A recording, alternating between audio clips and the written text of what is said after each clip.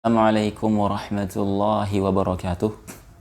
Bagaimana kabar kalian anak-anak kami, siswa dan siswi Sekolah Dasar Islam Nur Iman yang dimuliakan dan dirahmati oleh Allah Subhanahu wa taala. Insyaallah di pagi hari ini Pak Guru akan menyampaikan sebuah nasihat dengan tema keutamaan membaca Al-Qur'an.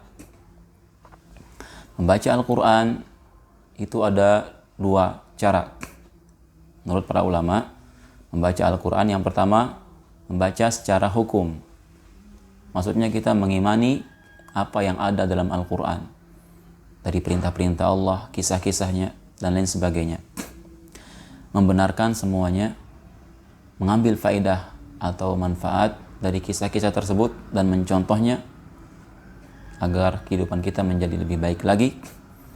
Kemudian mengerjakan semua perintah Allah semaksimal mungkin dan menjauhi semua larangan Allah Subhanahu wa taala.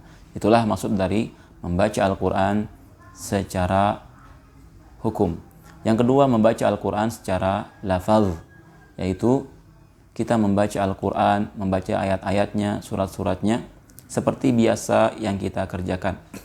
Kita membacanya pagi, siang, sore, malam. Adapun keutamaan membaca Al-Quran, yang pertama adalah orang yang membaca Al-Quran, yang mempelajari Al-Quran, mereka adalah orang yang paling baik dari umat Islam. Rasulullah bersabda, khairukum man ta'allama Al-Qur'ana wa 'allamahu. Sebaik-baik kalian, wahai umatku, yaitu umat Islam, adalah orang yang mempelajari Al-Quran dan mengajarkannya. Wa 'allamahu itu mengajarkannya, bukan mengamalkannya.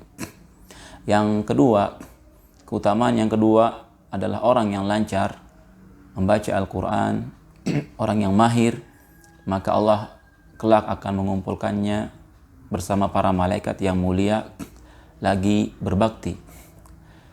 Rasulullah SAW bersabda, al-mahiru bil Qur'ani ma'a safratil kiramil bararah walladhi yaqra'ul Qur'an wa yatata'ta'u fihi wa huwa 'alaihi syaqqun lahu ajrani.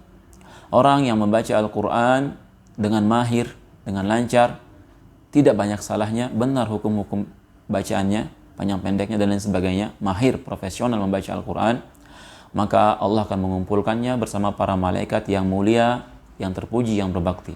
Sedangkan orang yang membaca Al-Qur'an dengan terbata-bata dan dia berat ketika membacanya, Allah berikan dua pahala. Yang pertama, pahala karena dia membaca Al-Quran terus-menerus meskipun dia terbata-bata. Yang kedua adalah dia membaca Al-Quran meskipun dia susah membacanya, dia berusaha membaca Al-Quran. Kemudian yang terakhir, seorang muslim, seorang penghafal Al-Quran, seharusnya dia biasakan dirinya di setiap harinya terikat dengan Al-Quran, membaca hafalannya, membaca Al-Quran pagi, siang, sore, malamnya, sebagaimana yang dipraktekkan oleh Rasulullah, para sahabat, dan orang-orang yang mengikuti beliau dengan baik.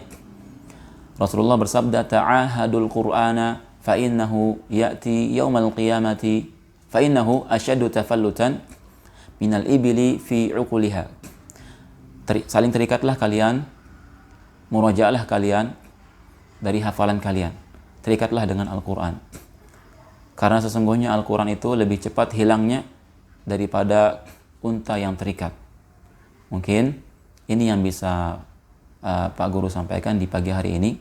Semoga bermanfaat buat Pak Guru pribadi dan kalian semua.